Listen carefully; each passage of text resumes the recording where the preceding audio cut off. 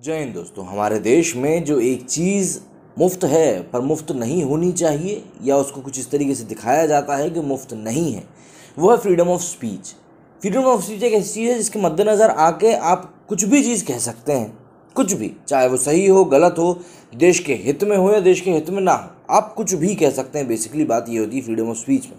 अब यहाँ पे पसीना बहुत आता है, ऐसा कहा है पाकिस्तान के ही एक एमपी ने, जिन्होंने कि वहाँ की संसद में बयान देते हुए बताया कि अभिनंदन की घर वापसी का जो एक एंगल पाकिस्तान पूरी दुनिया में दिखाता फिरता है वो किस कदर झूठ से भरा हुआ है, किस कदर झूठ से भरा हुआ है। कुरैशी साहब का उन्होंने बताया कि भैया जब वो मीटिंग में अंदर आए तो उनके पैर कांप रहे थे, माथे पे पसीना आ रहा था, और इमरान खान, इम्मू मियाँ जिनको हम कहना पसंद करते हैं भाई साहब, इनने तो मतलब मीटिंग में आना ही नागवार समझा कि भैया कौन इस मीटिंग में जाए। अब इस वीडियो के बारे में तो हम लोग थोड़ी देर से बात करेंगे। सबसे पहले मैं आपको कुछ पुरानी भूली बिसरी यादें याद दिलाना चाहता हूँ। जी हाँ, इसमें मैं आपको ये बताऊंगा कि भैया किस तरीके से जब अभिनंदन की घर वापसी हुई थी तो जो हमारे सो कॉल्ड देश के कुछ एक पढ़े लिखे लोग हैं ना, जो बहुत ज़्यादा समझदार हैं, जो कि मतलब बहुत ज़्यादा समझदार हैं, वो जो हर एक चीज़ में बस अपनी तरह की खबर ढूंढ लेते हैं और उल्टा ही बोलने में अपनी बात समझते हैं, उन लोगों के क्या बयानात आए थे वो ज़रा मैं आपसे उनका वाकिफ़ कराना चाहूँगा। सबसे पहली बात, मेरे पर्सनल फेवरेट जिनकी मैं बहुत ज़्यादा दिल से बुराई करना पसंद करता हूँ वो है राजदीप साहब, राजदीप सरदेसाई। ये लिखते हैं, we in India may not like this. हो सकता है हम इंडियंस को ये चीज़ पसंद ना लगे, अच्छी ना लगे, पर आपको तो अच्छी लग रही है ना भाई साहब। But in terms of pure optics, Imran Khan, the movement is winning the day by taking the moral high ground. We have a strong case on terror, but too many of our leaders busy calculating votes at the moment.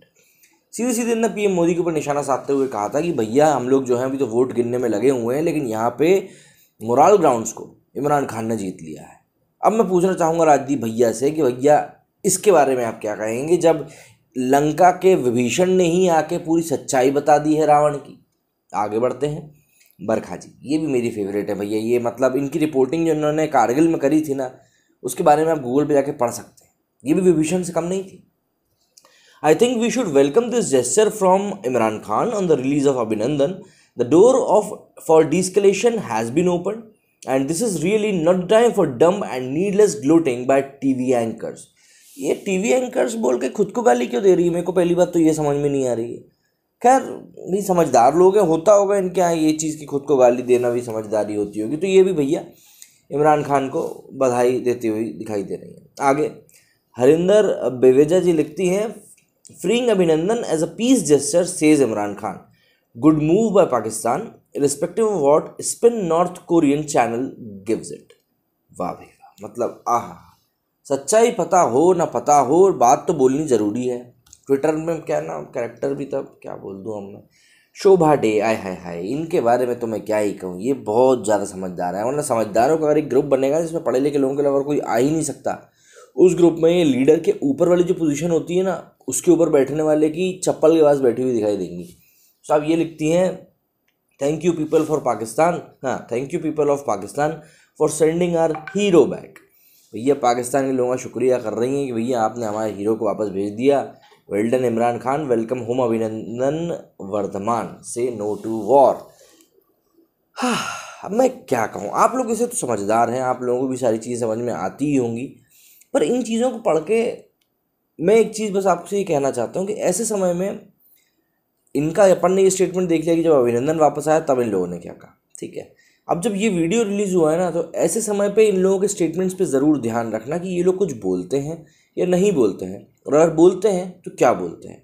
क्योंकि ऐसे में ना इन लोगों की जो hypocrisy होती है ना, जो दोगला चेहरा होता है, और जो भारत विरोधी नीति होती है, पता नहीं क्या मज़ा आता है इनको, पर फिर भी जो भारत विरोधी नीति होती है वो मैंने सीए के टाइम पे भी देखा है, आपने भी देखा ही होगा, वो आपको बहुत अच्छे से दिखाई देगी, बहुत अच्छे से दिखाई देगी। मतलब आपको ज़्यादा रिसर्च भी नहीं करनी पड़ेगी इस चीज़ में। ज्योति बनी, welcome gesture from Imran Khan on the unconditional release of our brave heart Abhinandan. Unconditional release, जैसे पाकिस्तान कोई कंडीशन रखता तो इंडिया मान लेता है। 71 अभी भूले नहीं हो क्या, बताता हूँ 71 के बारे में भी, है ना। आगे लिखते हैं, both the nation has to go a long way to build a mutual trust. It's a good beginning, hope the government of the day will think beyond the vote bank politics and respect. Abhinandan, यहाँ पे भी यही कह रहे हैं कि भैया जो गवर्नमेंट है वोट बैंक के लिए लगी हुई। तो भैया वोट बैंक से एक बात ध्यान आई कि राजीव गांधी के पास भी कई सारे ऐसे मौके आए थे, लेकिन उन्होंने भी वोट बैंक को मद्देनज़र रखते हुए चीज़ों को आगे बढ़ा दिया था। तब भैया अच्छा तब तो ट्विटर नहीं था। I am sorry, I am really really sorry. Sumant Raman लिखते हैं absolutely by speaking against war and about the need for talks by saying they won't escalate unless we do and by releasing Abhinandan, has Imran Khan has scored in this ground. Sadly, our strong case on terror may be suffering because of the focus on votes. Imran Khan तो उस meeting में घुस ही नहीं पाए थे, वो तो वहाँ के एमपी साहब ने बता ही दिया है। उम्मीद करता हूँ कि ये रमन साहब भी जाके वो वीडियो देख रहे होंगे और अपना सर खुजा रहे होंगे, और अगर ये ट्वीट अभी तक उन्होंने डिलीट नहीं किया है तो ढूंढ रहे होंगे कि भैया कैसे भी करके ये ट्वीट मैं डिलीट कर दूँ, क्योंकि बहुत कचरा हो जाता है और इज्जत का फालूदा हो जाता है। खैर, एक और भाई साहब हैं, इनका नाम है Ram Subramaniam. By sending wing commander Abhinandan back, Imran Khan has become the biggest statesman in the subcontinent. This is probably his finest innings under pressure yet. नहीं, राम साहब से मैं यहाँ पे बिल्कुल एग्री नहीं करता हूँ भैया, क्योंकि इमरान खान की जो सबसे अच्छी इनिंग्स थी ना, वो पता कौन सी थी? वो थी जब उन्होंने अंडर प्रेशर रहते हुए सऊदी से प्लेन मांगा था ना। मतलब वहाँ पे बंदे ने अपनी शर्म, बेशरम, इज्जत, हया, बा जो भी कुछ चीज़ें होती हैं ना, वो सब बेच खाई थी। उसके बाद भैया ने वो प्लेन बुलवाया था कि हमें जाना है अमेरिका, तो भैया थोड़ा प्लेन दे दो, काहे से कि हमारे पास प्लेन नहीं है। ऐसे करके उनने वहाँ से प्लेन बुलवाया था, फिर वो प्लेन से गए थे। बट वहाँ पे प्लेन में जो फ्यूल डलता है वो पता नहीं कहाँ से आया था, पर हाँ आया तो था। तो यहाँ पे जो भाई साहब ये कह रहे हैं कि इनकी अंडर प्रेशर सबसे अच्छी इनिंग्स थी, तो वो तो मुझे नहीं लगती, क्योंकि उन्होंने जो वोट मांगे थे पाकिस्तान में, मुझे अच्छे से ध्यान है कि उन्होंने जो मेन वहाँ पे एजेंडा बताया था वो ये बताया था कि भैया मैं कभी भी किसी भी देश से या किसी भी संस्थान से भीख नहीं मांगूंगा। उसको भीख ही कहना सही होगा, क्योंकि वो भीख ही होती है जो आप मांग के लेते हैं। तो भैया ऐसा है, ये इसी चीज़ पे खड़े नहीं उतरे, और इन्होंने सबसे पहली जो चीज़ करी थी आके इन्होंने कह दिया भैया फंड्स तो है नहीं, तो भीख तो हमें मांगनी पड़ेगी। तो इज्जत की किरकिरी इनकी वहीं हो गई थी। प्लस अभी जो वहाँ पे देश में माहौल चल रहा है, जो मरीम नवाज़ ने वहाँ मचा के रखा हुआ है, उससे हमको देखने में मिल रहा है कि किस तरीके से पाकिस्तान ऑलरेडी बहुत ज़्यादा तिलमिलाया हुआ है। और फिर इस वीडियो का रिलीज़ हो जाना, ऑब्वियस सी बात है, थोड़ा सा माहौल अभी वहाँ पे वैसे भी गरमाया हुआ है, और ऐसे में इस तरह का स्टेटमेंट आ जाना जिसमें कि इमू मियाँ के बारे में कुछ ऐसी बातें बाहर आना जो कि वो नहीं चाहेंगे कि इस चुनावी माहौल में, मुझे ऐसा लगता है कि बाहर आ। और ऐसे में अगर ऐसी बातें बाहर आ रही हैं जिसमें कि ऑलरेडी सरकार और सेना दोनों के ऊपर प्रेशर है। अगर आप मुझको ये पूछेंगे कि भाई सेना के ऊपर प्रेशर क्यों है, तो भैया पाकिस्तान की हिस्ट्री में सेना और सरकार अगर एक पलड़े में नहीं रहते हैं तो तख्ता पलट होते हुए देर नहीं लगती, चाहे वो जिया उल हक हो या फिर वो कौन थे, मुशर्रफ साहब हो।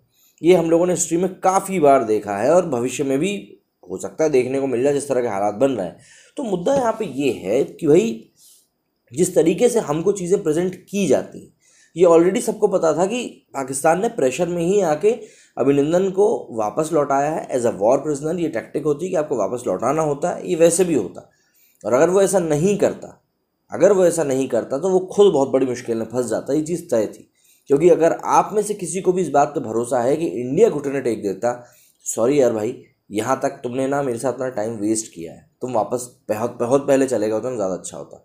क्योंकि अगर आपको अपनी ही कंट्री पे भरोसा नहीं है, इट्स लाइक कि आप जिस घर में रहते हो, जिस घर में आपके साथ आपके माता पिता रहते हैं, आप उसी घर में भरोसा ना रखो, बल्कि पड़ोसी को बोलो जो कि आपके घर में कचरा फेंकता रहता है आतंकवादियों के नाम पे, उस पर भरोसा कर लो।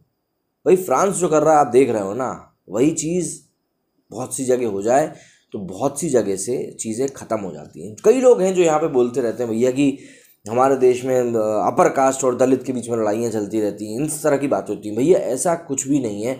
जहाँ पे भी आपको ऐसी चीज़ सुनने को मिलती है ना, आप समझ जाइए कि भैया यहाँ पे राजनीति खेली जा रही है। सिंपल सी बात है, राजनीति खेली जा रही है। आम आदमी से कभी जाके पूछना तो आपको चीज़ें समझ में आएंगी। और फिर सबसे बड़ी बात है कि भैया आप दलित और वो कर रही हो ना, तो आप कहीं पे भी अगर आतंकवादी हमला हो कहीं पे भी, तो उसके बारे में भी ज़रा डिटेल्स बता देना कि हमला करने वाले का मज़हब क्या था और जो लोग मरे उनका मज़हब क्या था। चीज़ें वहीं के वहीं बहुत सारी क्लियर हो जाएंगी। तो भैया यहाँ पे पाकिस्तान का जो सिंपल सा एजेंडा है, जो कि बहुत ज़्यादा कॉम्प्लिकेटेड है, खुद को बार बार बेवकूफ़ दिखाने का, वो यहाँ पे एक बार फिर से प्रूव होता हुआ दिखाई दिया। आपको अगर नहीं पता है तो बता दूं कि फ्रांस ने जो इस्लामिक संगठनों के ऊपर वहाँ पर रोक लगाई है, कई सारी मॉस्क को बंद किया है, उसके बाद कई सारे जो मुस्लिम कंट्रीज़ हैं वो फ्रांस को बॉयकॉट कर रहे हैं, उसके प्रोडक्ट्स का बहिष्कार कर रहे हैं, उसकी नीतियों का बहिष्कार कर रहे हैं। ऐसे में पाकिस्तान ने भी सोचा भैया बहती गंगा में हाथ धो लें। वैसे भी तुर्की के जो नेता हैं उन्होंने कहा था इस बारे में, तो भैया इनने कहा कि भैया बहुत लंबी चौड़ी बहस चली, उसके बाद कहा कि भैया फ्रांस से हमारे दूध को वापस बुला लिया जाए। और जब वापस बुलाने के लिए शायद मुझे ऐसा लगता है फ़ोन उठाया होगा, तब इन लोगों को पता चला कि भाई साहब वहाँ तो अपना कोई दूध है ही नहीं। बेवकूफ़ी करो पर एक हद तक करो ना। इतनी बेवकूफ़ियाँ, मतलब मैं क्या कहूँ। चलिए ठीक है, मेरे इस वीडियो में फ़िलहाल इतना ही। उम्मीद करता हूँ कि आपकी आंखें भी इसी तरह बार बार खुलती रहेंगी जैसे पाकिस्तान ने हमारे इन लुटियंस लोगों की खोल दी। मेरे इस वीडियो में फ़िलहाल इतना ही। जय हिंद, जय भारत।